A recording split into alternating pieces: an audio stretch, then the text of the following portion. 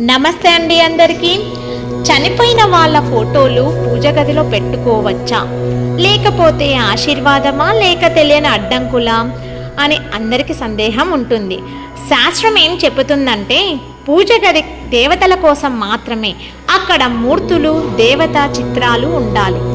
చనిపోయిన వారి ఫోటోలు పూజ గదిలో పెట్టుకోకూడదు.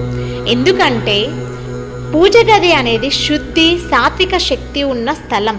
చనిపోయిన వారి ఫోటోలు అంటే శృతి, భావోద్వేగం, వియోగ భావం, ఈ రెండు కలిపితే మనశ్శాంతికి తెలియని అడ్డంకులు రావచ్చు.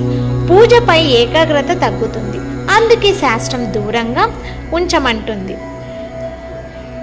అంటే వాళ్ళు ఆశీర్వదించరా అని కాదు, వాళ్ళ ఆశీర్వాదం మన మనసులో ఉంటుంది, కానీ పూజ గదిలో స్థానం దేవతలకే. అయితే ఫోటోలు ఎక్కడ పెట్టాలి అనే సందేహం ఉంటుంది.